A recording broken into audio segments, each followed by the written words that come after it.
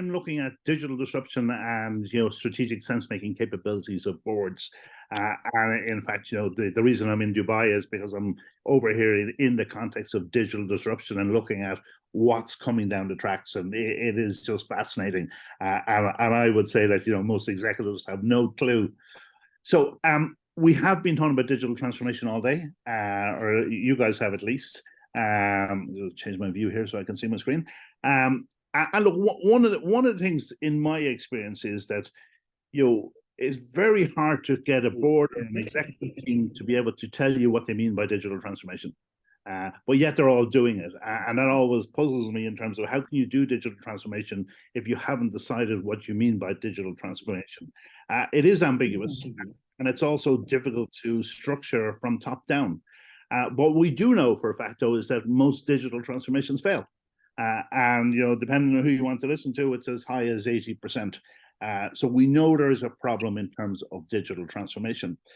The area I'm focused in on, though, is the board. And no one, to my mind, is asking the question, if 70 to 80% of digital transformations are failing, well, where was the board in all of this? Because to my mind, the board is responsible for setting the strategic direction of the firm and the risk appetite. And in the context of digital transformation should be, approving, guiding, and overseeing digital transformation, but yet it's not working. And there doesn't seem to be any accountability. And that's something that I'm trying to get, under in terms of understand, well, it's not sufficient to say, well, the organization fails. If the boards are responsible for the future of the organization at the highest level, the boards should have some accountability in this, or they should have capabilities that can help the firm decide on the best course of action, ambiguous and all as it might be. So I started looking at, well, what is the role of the board? And the traditional roles come up in terms of agency theory. The board holds the executive to account, and that's particularly true in relation to conduct in today's world. But it's kind of nearly adversarial. The board is representing the shareholders, and management have to do what they're supposed to do. Alternative views around resource-based theory, where the board actually works with the executive to figure out, well, what is the strategy? And how should we go about the strategy? And I did a board offsite in the UK there last week, a 2-day offsite, and this is typical of most organizations where the board and the executive get together and they think about the future. The problem is they do it once a year if they're lucky, and we're in a world where things are changing by the day. So another view would be, well, okay, well, if we can become a knowledge-based company and we can learn more about the world that we're in, and we have greater knowledge, well, surely that will give us competitive advantage.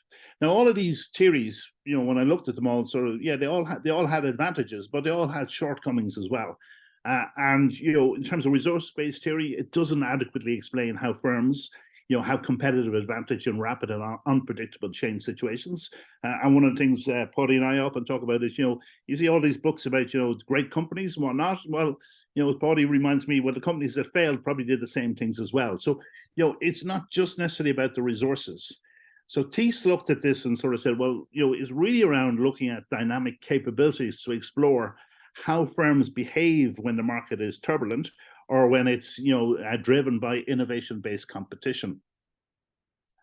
And essentially, it does differ. While it's based on resource-based theory, it differs because it focuses on how firms dynamically renew their resource base for competitive advantage. And you can apply that also in the knowledge space in terms of knowledge-based dynamic capabilities to focus on in terms of how does the organization continually renew its knowledge base to address the changing environment. So as I was sort of thinking about this, I was looking at competitive advantage, and this kind of struck me that, in moderately dynamic markets, competitive advantage is destroyed from the outside. But in high velocity markets, actually, the problem isn't just the outside. The problem is the inside of the firm, where actually, what you thought were your capabilities actually collapse and you get left behind. And we've seen this time and time again, where firms that, were market leaders, suddenly, well, it didn't happen suddenly, it felt suddenly, but suddenly their market was totally disrupted and they could not compete and they went out of business.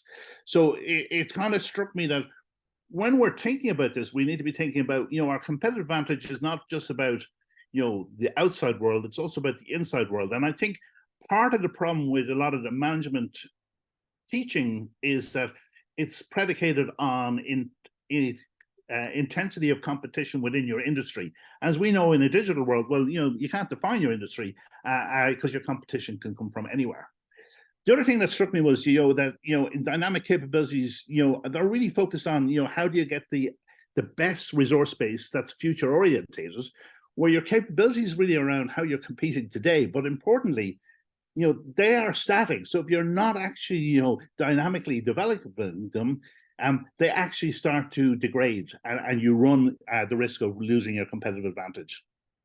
So dynamic capabilities explicitly acknowledge that as the markets and technologies evolve, firms need to adjust by reallocating assets and learning new skills.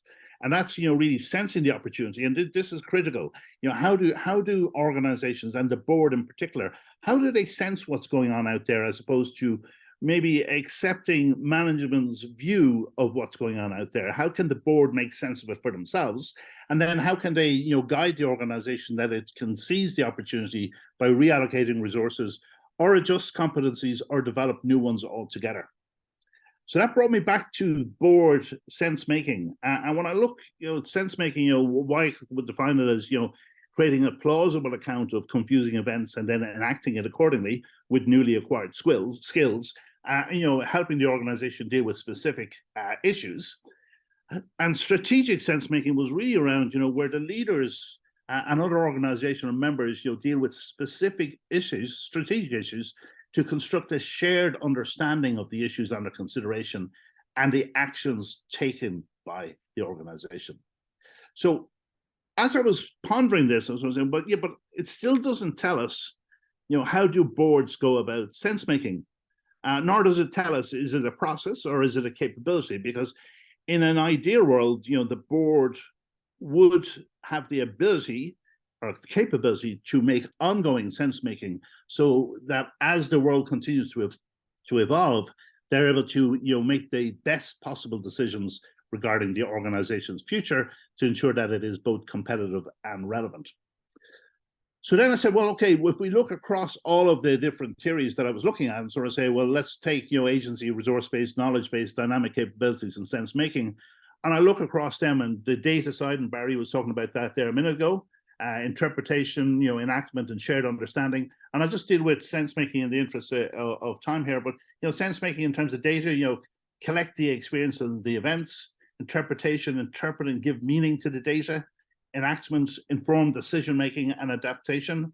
And under shared understanding, encourage open communication and shared understanding. And I equally said, okay, well, what about in terms of assessment and interpretation? And for sense making, is well, how do you interpret the experience and the events that are happening around you? In terms of strategy formulation, how is it informing decision making based on sense making? And in terms of adaptation, enhanced adaptability and resilience. In terms of the external environment, continuously scanning and interpreting the environment that is out there. And part of the problem with organizations is they don't do that. Or even if they do, they're not able to put it in context in terms of, how might this disrupt our business, or what might this mean in terms of how our business needs to change. In terms of organizational processes and culture, it encourages open communication and shared understanding. And then in terms of, resources and knowledge management, leverages sense making for insights for better decision making. So I know that's a whistle-stop tour, but I try to pull this together. And look, this is still a work in progress, because I'm not as far down the road as my colleagues who've been presenting here today. But I looked at this and sort of said, well, look, on one level, you got the board of directors, which is my primary focus. We got the C-suite executives, who are, the top leaders of the organization. You got management, can be senior management, middle management, and you got employees. And, how do we make sure that, this all works? And, we can assume, well, it's a broad assumption, I suppose, but look, let's work on the basis that firms have moved beyond just pure agency theory, and that there is, knowledge-based view, there is resource-based view, and hopefully there's a voice of the customer coming in there. And that's all very helpful. But what it doesn't answer is this question here in terms of, well, how does sense making get enacted, or how does the board of directors go about sense making, and particular strategic sense making that helps the board to determine what the future direction should be, but also creates that focal point for discussion with the executive in terms of what the future might be. And if you take the unitary board, it'll have a diverse background. So many of your board directors will come from outside the industry, which is quite advantageous in theory because they shouldn't have fixed views in terms of the future direction. But then how can the executive then take that sense making and then sense give to the organization and then to the employees how they receive it? But equally, as they receive it and they try to enact it, they meet the real world and then they start to sense make themselves. So we need to find out, is there a way that this can become a dynamic capability where the organization and particularly the board is continuously sensing for strategic sense making to guide the organization. So where am I? Well, I've done a lot of reading. I haven't done enough.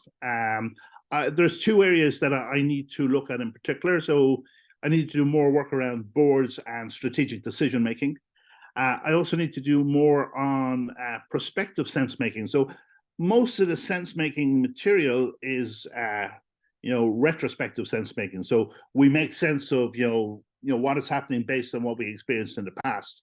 But how do we make sense of something where actually there is no past experience? So I need to do more work on prospective sense making. I also, Paddy and Steve put me on notice that I need to remove my expert hat because I work in this area and I work with boards and executives on, digital disruption, digital transformation. I also lecture on it, etc. I run the risk that actually I might force the answer, and I don't want to do that. But I need to do that piece first so that I can then finalize my research objective and then finalize the approach, which is going to be qualitative work with boards of directors or individual directors or a combination of directors off boards so that I can start to answer the question in terms of how do boards go about sense making, and is there a framework that could be developed to help boards better with sense making and better with digital transformation. So that was what I was going to cover for today, Buddy, and I'm sorry that it was late getting here, guys, but hopefully it gives you a sense of where I'm at. No, very, very interesting, Tony. And I know I can see questions or points coming in already here. But Tony, one thing, and I think it probably ties with at least one of the points made in the chat as well, is isn't part of the issue, and we see it probably increasingly, where and probably one in particular that's been in the news a lot recently here in Ireland, that that boards are taking their signals from filtered sources from within their own organization, and very often they're not seeing the full reality, the true reality, or not seen beyond the reality within their own organizations. No, 100%, Buddy. Yeah, I think there's two issues. One is, I think, when boards hear digital transformation, they think it's a technology issue, and that immediately, puts them out of their comfort zone. If they actually just stood back from it and say, well, actually, this is about being competitive and relevant in the future. So it's about our business model, it's about our customers, it's about how we bring our people on board. It's all those type of things instead. That would be a far better place for the board, because every board director can engage on that. But the problem in the executive team is, digital transformation is not necessarily a good thing from an executive's perspective, right? Because it disrupts the status quo. It may actually, create a new power imbalance. It may actually, run the risk of, destroying a legacy for someone who only has, 2 years to go. So the board need to independently make sense of the world, in my view, so that they can constructively challenge and engage with the executive to say, well, yeah, we hear what you're saying. However, we also want to discuss these dimensions or these aspects, because if the board doesn't have that capability, they're always going to get the tram track view in terms of, well, here's what we've done, or here's what we want to do based on what we've always done, as opposed to, well, actually, let's forget about everything. I mean, one question I often ask boards is, what if you were starting again tomorrow? Would you do the same thing? And I've never had a board say, yes, we would. So I think the problem is that if the boards are out of their comfort zone and management are moving into a comfort zone, which is not necessarily challenging the management in terms of how disruptive they should be to themselves, you end up with a suboptimal digital transformation that has been signed off or rubber stamped by the board, and it ultimately fails because they never set out to transform. Yeah, but I suppose one of the the cures, or what we were told was going to be one of the cures for this, was extra diversity on boards. But has it really addressed the issue? And again, I'm thinking in terms of one of the organizations, as I said, in the news at the moment. No, I think when we're thinking about boards, I mean, look, boards were. I think when the question of diversity comes up, the conversation gets skewed. Really, what we need to have is a diverse set of perspectives on the board from different backgrounds, whatnot, that don't just accept the status quo. And just because the leadership say, well, actually, let's do some incremental change because that's going to make sure we're competitive. The board needs to be able to say, well, no, actually, we don't see that as challenging. We don't see it as disruptive. We don't see it as safeguarding the future of the organization. So I think really what we need to do is we need to educate boards, but we also need to equip them, Bodhi, with, how do they make sense of this? Because they're receiving, the forests from the executive team. Here's the reports on, all this disruption or whatnot.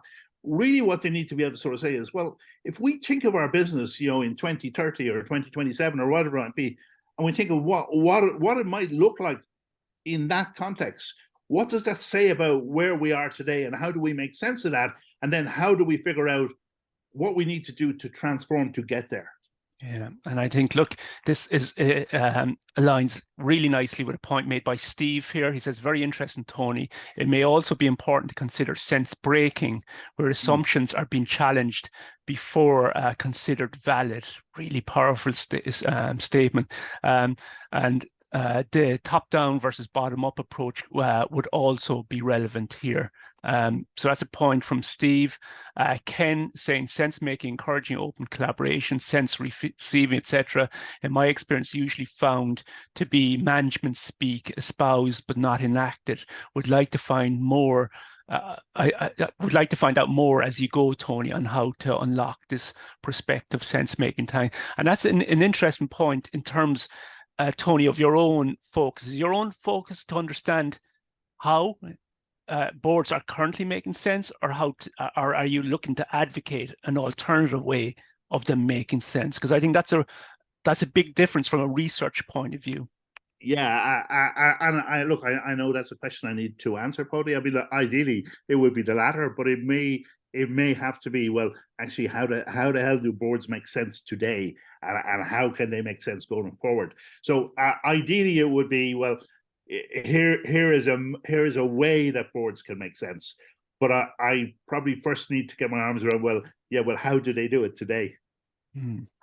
Yeah, and like it's a big challenge to bring a new way of sense making into boards and that they will accept it, or and it's back to some of the earlier points about it's one thing thinking outside the box, but then getting people to implement that in a box is can be a real challenge. So I think in there though, Paddy, this whole question I raised at the start in terms of where is the accountability at the board level? I think if more questions were being asked about organizations and their boards in terms of, well, hang on, you have spent all these hundreds of millions and you still have failed. Where was the board? So I think boards need to step up because the disruption is not going away. In fact, it's going to intensify. Yeah. See, I think part of the challenge as well, Tony, we might possibly be of different genders, we might be of different even skin colors, but if we all keep on being educated in the same way from the same institutions, to think in the same way about management leadership, I'm not sure you're going to get real diversity of thought, because actually a lot of boards probably do believe they're looking for the sort of known unknowns or the unknown, but actually they're so cognitively compressed that they just don't see them. It isn't that they're ignoring them or not seeing them, it's just that they don't see them, And I think Magella has a really interesting comment here, very interesting what you're saying. I remember issues being brought to a board in an organization that I worked in, and although all signs of pointed towards it collapsing, towards a project collapsing quickly, their response was this.